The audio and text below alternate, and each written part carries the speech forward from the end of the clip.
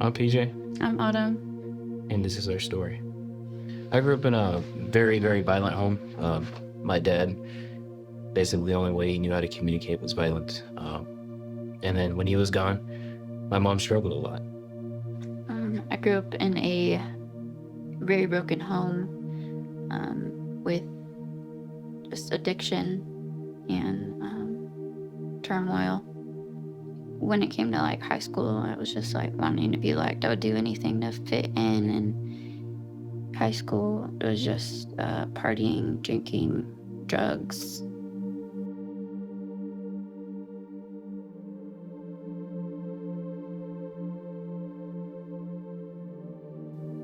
We got married, and that first month was honestly really hard. It was a really hard marriage.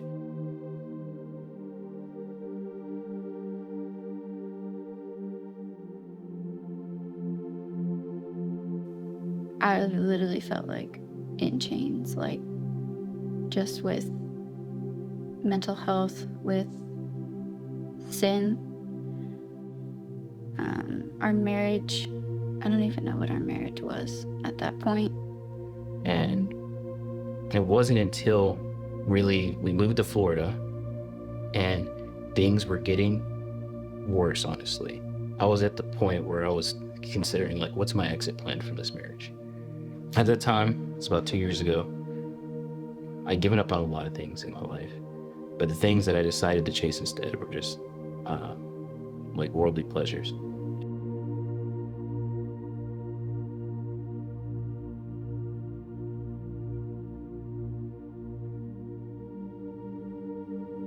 And then I just felt this conviction upon me. But at that time, I started questioning those things because of those videos. And I was like, yeah, no, this just can't be right.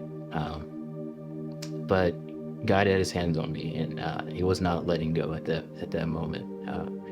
Started just doing my own research, spent hours and hours and hours looking over it, and I was just like, uh-oh. I was like, I think God really does care.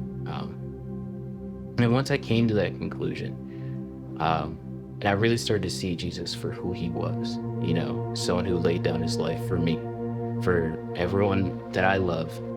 And at that moment, I just gave my life to him. I was like, whatever you want from me, I'll do it. If you need me to stop doing this, I'll stop doing this. If you need me to start doing that, I'll start doing that. Whatever it is you need, I'm yours. I had gotten an infection. I was breastfeeding at the time. I got an infection, and I called PJ, and he was praying for me. And I felt those prayers like I've never felt anything like it. I felt those prayers to my core.